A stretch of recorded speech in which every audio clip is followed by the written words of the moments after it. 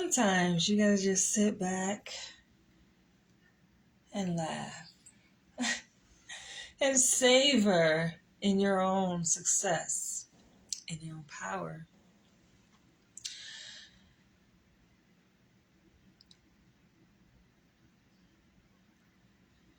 I did it once again, y'all. I did it once again.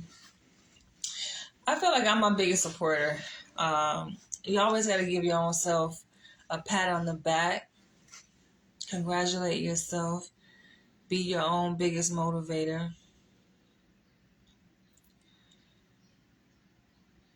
And I know that I'm born to win, yo. Like, failure is not in my DNA.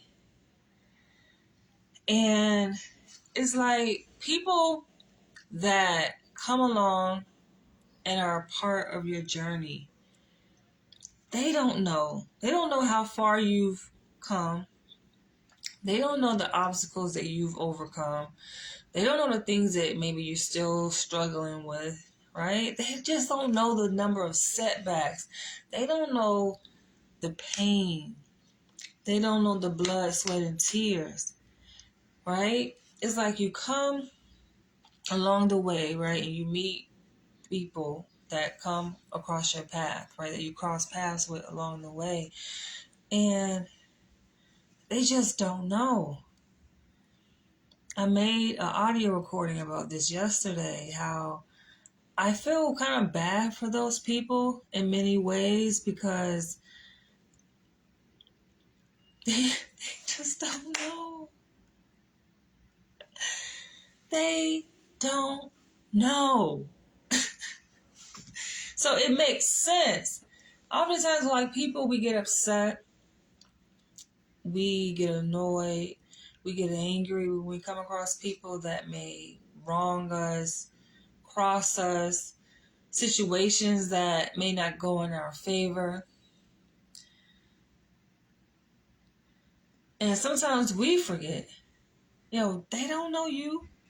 They clearly don't. Because if a person truly knew who you are, they truly knew your greatness, your power, they would not do certain things.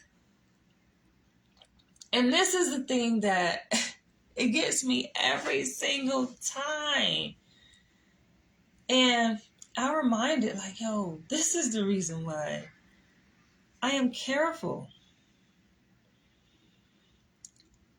This is the reason why working a 9 to 5 or within a corporate or specifically within a context of an organizational structure where there are people who have this sense of power, perceived power over you. And it doesn't necessarily happen specifically only in corporate organizational structure. They can happen in any type of environment, right? But I'm speaking in reference to my current reality and many other people's reality. And it's like, they don't know. But I only can say but so much, but it's just like, it's just a reminder to me, like, oh, wow, you are always protected, Danielle. Like, literally, no weapon formed against you shall prosper. And any weapon that has been tried to be weaponized against your girl, it comes back like a boomerang. You know how there are many different indicators that will let you know that you're winning. But there are people who are part of this experience with you, right? Those people that have somehow crossed your path, right? And you're at this intersection where now they somehow become a part of your journey.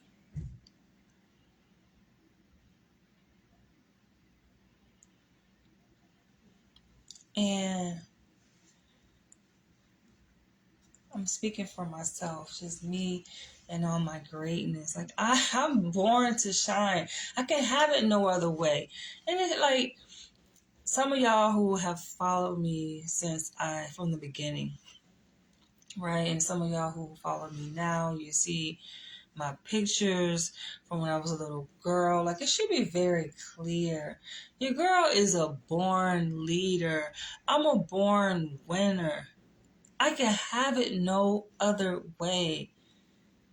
There is no entity, no individual, no person, no group of people that can have dominion over me. It just is, it don't go that way. It don't work that way. And so when those people attempt to, or that person attempts to, it's just like, you should have known.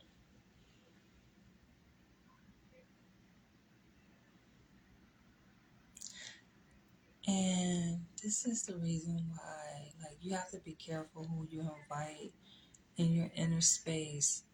And I'm always careful, right?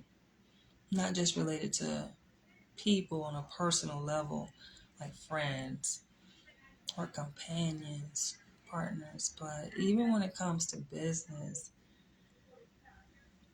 and a 9 to 5 is considered business, you just have to be very careful. Those people, you have to be careful, but you have to be careful because, you're the one that's in control of this, right? Like, this is your life. And for those who are spiritual, like, you are entering in these contractual agreements with people who don't necessarily have your best interest, or they don't just know you. They don't know your purpose.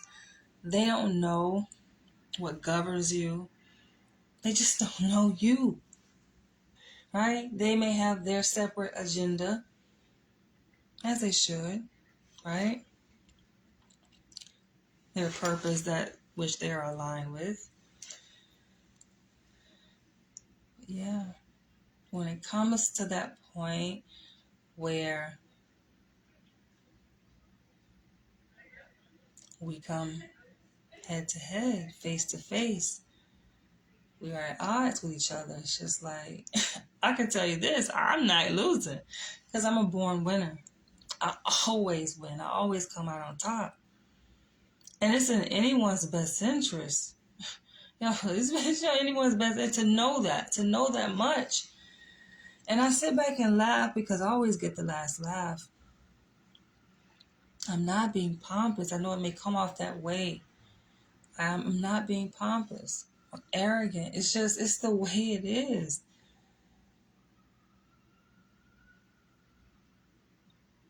I walk in my divinity. I stand firm in it. I make no apologies. My steps, my decisions, my actions, everything about me is well calculated. There's no mistakes. And I'm sitting at my workplace, right? Of course, I always have these anecdotal stories. I'm sitting in my workplace, right? And I am just being me. And then there is, of course, there's a change, a turnover, right, in staffing, as with many different places. I work at a hospital. And so there's a new psychiatrist that's on our team. And by the way, he's attractive. And I see you watching. Hello, shout out to Florida. But he just started recently. And by the way, he's attractive, right? He's a Indian guy, East Indian. That's not the point. That's besides the point. But I'm just like, we vibing, right? And I'm always keep things very professional. That's just how I move. And so I noticed, and it's kind of like only after other people brought it to my attention, that he has been like relying on me very heavily just to get acclimated, right, to the team, to the hospital, to our unit that we work, just to feel comfortable, right? Like, I'm like the go-to person for him. That's kind of what it's become.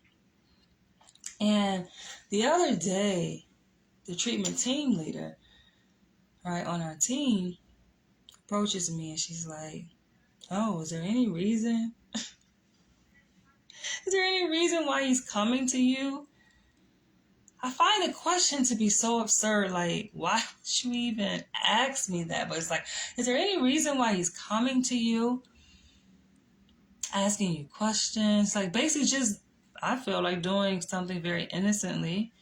It's very harmless, right? He's just, that's what people do when they start a job and they try and get acclimated, like get an understanding of what's happening. They ask questions, right? And they go to a person that they feel comfortable going to.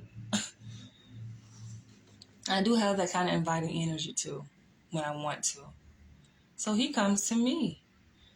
And granted, like our workspaces are like right next to each other, adjacent to each other. And so she notices that, like, as he's getting ready to go on break, he's like telling me, like, oh, I'm about to go, on break, or I'm about to, take 15 minutes, I'll be back. And she notices that. And that's when she comes to me. She's like, is there any reason why, like, he's coming to you, like he's not going to other people? And I say, actually, he has been going to other treatment team members, right? I see him talk to the social worker in terms of consulting to get information related to just varying things, right, on the unit, relating to the patients and administrative things, procedures. I'm just like, so for me, I guess at the time I didn't think nothing of it, but I noticed patterns. I'm just like, okay. Kind of stuck a pin in. I'm just like, I told her, I'm like, no, like he goes to different people, not just me. She was like, okay, I just wanted, to see, because I just see him like he coming to you, we keep coming to you. And so that was like maybe about a week ago. Fast forward this week, we have a chief psychiatrist. He's retiring. He's actually transferring to another hospital, but he's retiring from that current hospital we work. And they threw like this retirement party for him. And I walk in because they had it at the wellness center. So we had to like exit the actual hospital, across the street, go to the wellness center. I go over there walking with the new psychiatrist, right? We enter, and not just new psychiatrist, but as a veteran psychiatrist, we all kind of go together. And for me, like I'm used to hanging with men. That's just my thing. Like I get along well with men, more so than women. And so we make our entrance, little trio. And I'm noticing like my supervisor, who just so happens to be white, she's like spotting me, right? Periodically. And I'm just like, but not speaking, not acknowledging my presence, but just like eyeing. Real odd, bizarre kind of behavior. I'm like, who does this? And granted, she was one of the hosts for the retirement party. It was her and two other people who kind of coordinated this whole event that we were at. And I walked to the front. I'm taking the lead, as I always do, with these two other psychiatrists. We enter, go to the front, because I wanted to pay my respect to the chief psychiatrist who's retiring. I go up there, and it's funny, immediately, like, as I approach him, got his arms open. He was like, give me a hug. I went to give him a hug. I didn't expect for the hug to be that, like, it was so warm, very heartfelt. I'm just like, it threw me off a little bit.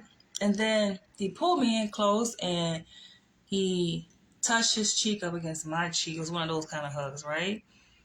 Because me, I just kind of reached out, like a little professional hug, like where some space, some distance in between our bodies. But he's just like breaking me in and just like did the whole cheek to cheek thing. Pressing his cheek up against my cheek. And I'm just like, wow, this is a real hug. And like me being a person just very perceptive and deeply spiritual, like I felt like the way he communicated via the hug was so much more than words can communicate, right? So I'm just like, wow. Of course, like my supervisor is there and she's seeing all of this. And granted, mind you, the retirement party was the same day I submitted my resignation letter. I don't play no games, y'all. Like they everybody surprised, like, oh, you're leaving, you leave. Like, I don't play games. I got time to play games with people. So she looking, and I guess she feeling a certain kind of way. My supervisor, right, the head of the department, head of the psychology department, right, the psychology chief of service, and I guess she's just feeling a certain kind of way because not one time did she acknowledge or say anything to me. But meanwhile, she's reading everybody else. Hey, how you doing? Come on in, come on in. I'm picking up on all of this, right? So amidst all of this, I'm feeling kind of emotional. Like I can feel my heart chakra kind of activated, and I'm just like, oh, feeling everything, right? We get back because we had already talked about how we was gonna move when we got over there. Like we ain't gonna stay over there too long. We're gonna go over there, pay our respect, and then bounce, right? So we did just that. We came back and I'm expressing to him, what's going on in my mind, how I'm feeling. I'm just like, and then he putting things together. He put two and two together. He's like, oh, okay, I'm connecting the dots. Like, I see now. I see. It makes sense. Like, why you're leaving. And I'm like, yeah, shit fake. And I can't be around fakeness. And I said, like, very clearly to another colleague who I expressed concern because she saw just my demeanor shift. And she's just like, asked me, was I okay? And I let her know what happened. And I'm just like, I gotta leave. It's best for me to leave because if I stay, and I've never been arrested, knock on wood, I'm not trying to go to jail. Like, nah, man. And it's a toxic environment. I don't do well in toxic environments. It's just not where I choose to be. Anybody, yes, can stay in toxicity if you choose to, but I choose not to.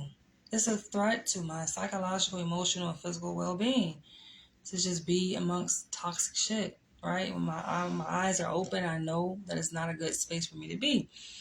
So after like this new psychiatrist, he's feeling a vibe and picking up on things. He's just like, it's funny. I find it funny. And that's how I know like there's a higher power that exists because it operates through people. I realize that. And so when we get back to the office, he's like, we talked for a little bit, and then he was like, I'm about to go, to the smoothie store across the street. Would you like anything? And me, I'm just like, I don't want to be, bothered or whatever. I'm like, And then he offered again. He was just like, I'm going to get this, they have this kind of smoothie, right? I'm just like, okay, I'll get one, right? And he seemed like he really, really wanted to do it. And I'm just like, okay. So he came back with a smoothie. And it was delicious. It had pomegranates, like berry with pomegranate and a fruit smoothie or whatever, right? But this is the thing. I say all of this to say, this is a kicker right here. So, and him doing that, it's just like my colleagues, they all peeping game, right? They all looking, and they just like, one of the social workers came up to me, was like, oh, where you get that smoothie from? And I was like, oh, psychiatrist, like he got it for me or whatever. And she was like, oh, okay. She didn't really say nothing. She was like, oh, okay. But it's like the way she's like, oh, okay. Like, that's enough to say right there. So that was the first day. And then the following day, same thing. He's like, I'm going out on his lunch break to the smoothie. Would you like a smoothie? I'm like, okay. Like, he offering? Okay. Right? He went ahead and got it, another one. And at the close of the business day, me and the two social workers were leaving on the elevator, right? The same elevator. And she was like, oh, you got another smoothie. And I'm like, yeah, I mean, a smoothie. Like, for me, and this is just, I always been. Granted, I've had male friends like all my life. Like, that's just my thing. So I don't take it that, oh, when a man does a kind gesture to a woman, like, oh, he likes her or he trying to hit on her. Like, I don't look at things like that. That's just not where my mind goes. But her mind went there. She's like, oh, he likes you. And I'm just like, I don't look at it like that. In fact, at the previous hospital where I worked in Queens, I was very close to the psychiatrist. It makes sense. Psychologists and psychiatrists work very close together, right? As we should. And so the psychiatrist at the other hospital, he would consult with me regarding all the patients, right? Me above and before the treatment team leader, the social worker, like everybody else, the nurse, right? Because on each treatment team, there's a psychologist, psychiatrist, medical specialist, nurse, the whole shebang, right? Social worker. He would, come to me. And it's no, he ain't trying to holler at me or nothing. I never took it that way because it was professional boundaries maintained. Um, he was an older guy, Asian guy, married. I'm just like, I'm not looking at it like that. And I expressed to the social worker I had the interaction with on the elevator this week. I'm letting her know, like, no, this is nothing new to me, right? I'm used to having guy friends, co-workers that I work with, male, whether male or female. But yeah, like this is kind of dynamic I had with the previous psychiatrist on my previous team. And not only that, like he would offer to buy me lunch. It was nothing. But I realized that relationship that we had engendered jealousy in other people, including the treatment team leader at the other hospital where I worked.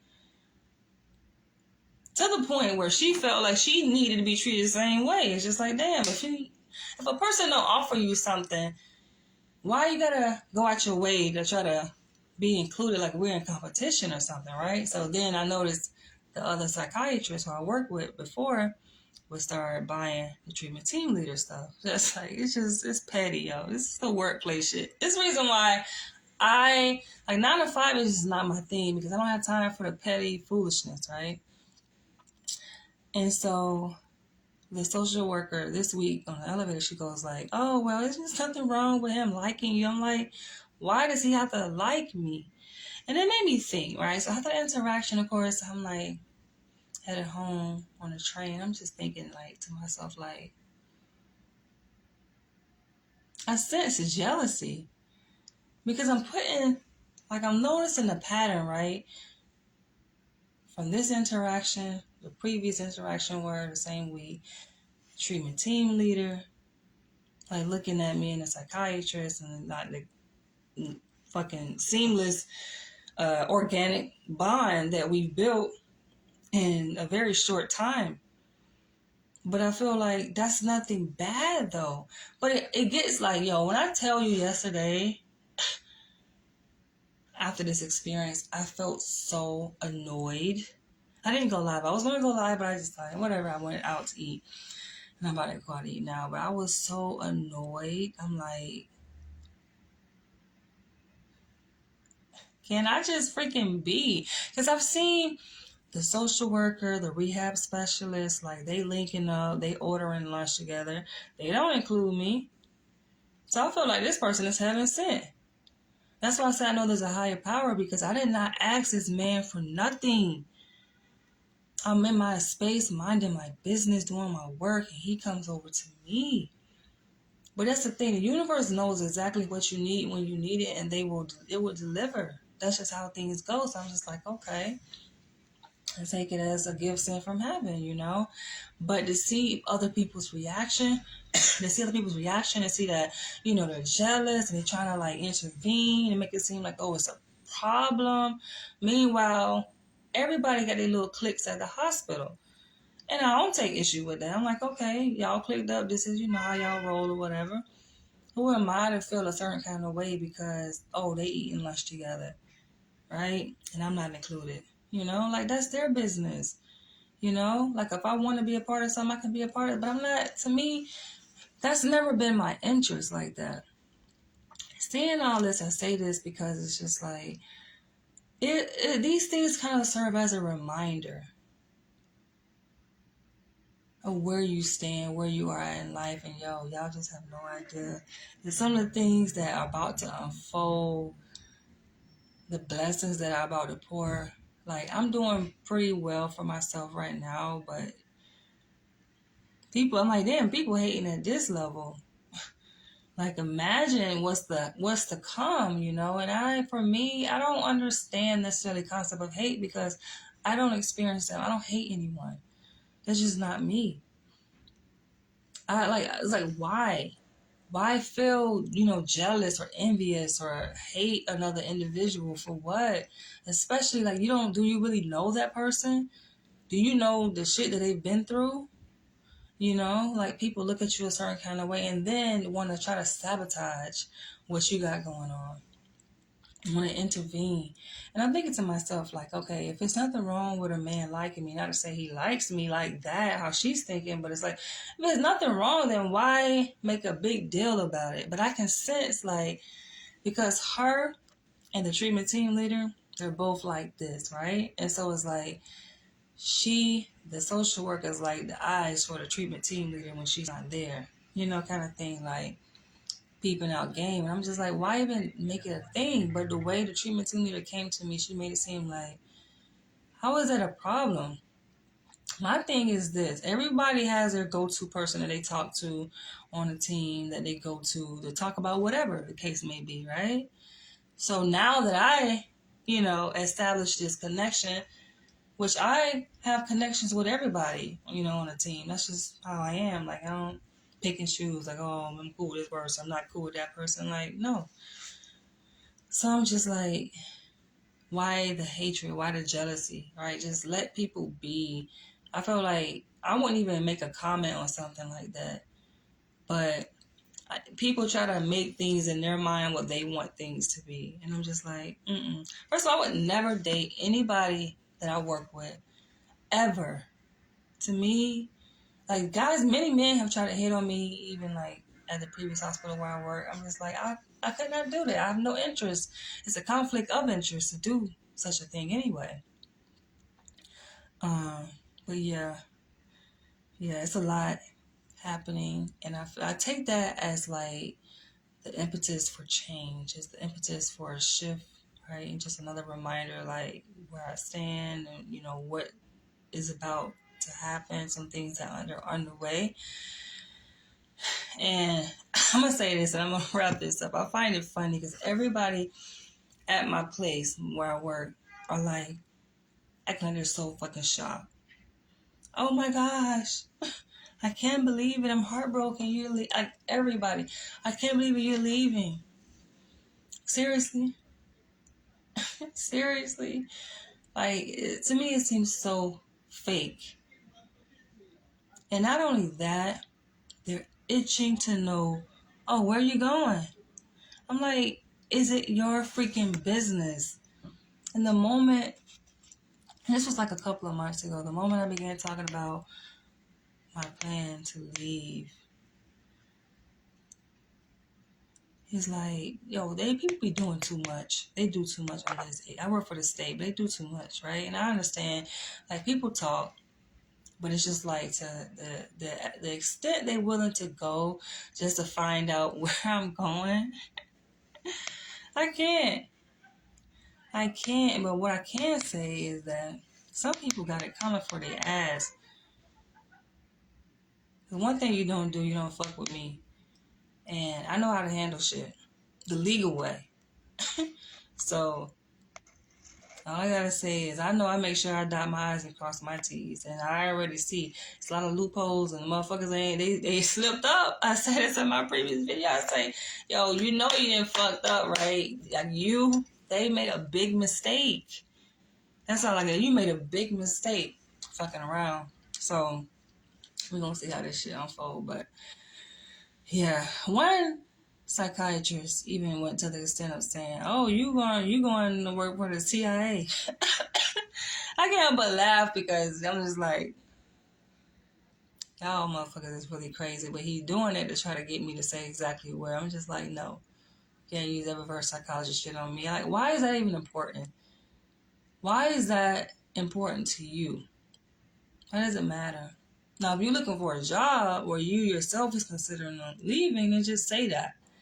But don't be asking me, like, dipping and dabbling in my shit. Like we cool like that. Like, we ain't cool like that. Like, I'm very protective. And this is just how I am, like, altogether, even before, aside from this shit, aside from that job, it's just like, that's just kind of person I am. Like, I'm very quiet about my moves and the things that I choose to do, places I choose to go, people that's just how I move. So I don't feel obligated to tell nobody shit, right? I'm a vlogger, so I make videos, I come on here, I share bits and pieces. I understand that. I can make a whole hour-long video, man, but I talk about different things, but that don't mean that I'm revealing intimate parts of my life. There's so much that people just don't know, and I prefer to keep it that way. It's like, if you know, you know. If you don't, it's none of your fucking business. That's just what it is. So I am very grateful this new chapter that I am embarking on. Life is amazing. Shout out to my mother. I made a post on this the other day. Her anniversary, 1 year anniversary with the ancestors just passed, May 26th. So I feel like she's still alive, that she's still here with me. She lives through me, obviously. I am her, clearly. I feel like I look more and more like her. I can see more and more of my ways, her ways, like beaming through me, you know. But yeah, that's it for now. Catch you all in the next one. I'm gonna go grab me some dinner. Yeah, who knows? Who knows what the future holds? I just feel like I have a good feeling that is over me. A good feeling of calm and being protected, not having to worry about nothing. I just think that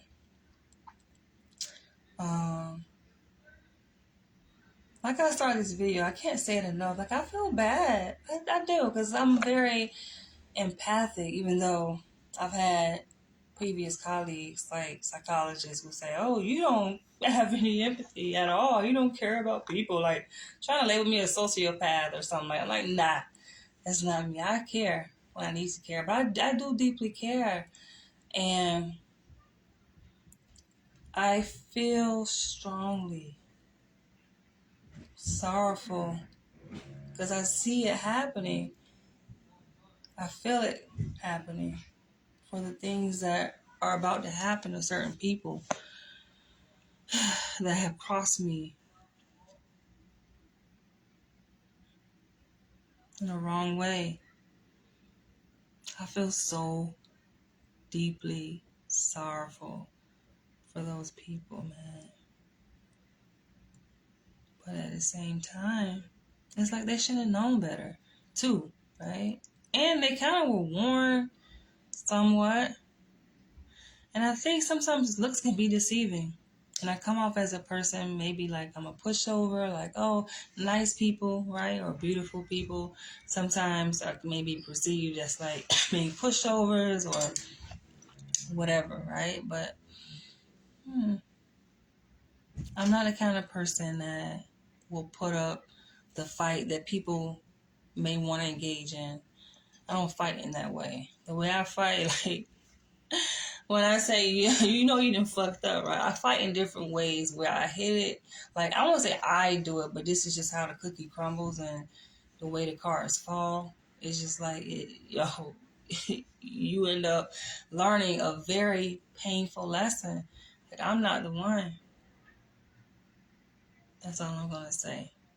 Thank you guys for watching, and I will catch you on the next one. Regarding my video, I know I made a video yesterday, a quick video about what's your fantasy, and I left the link to my website where people can share their fantasy. And I said in my next video, I'm going to talk about that. But in the next one, I am going to make a video reading and exploring different people's fantasies. Some people have responded, and I'm just like, whoa, whoa, whoa, whoa, whoa.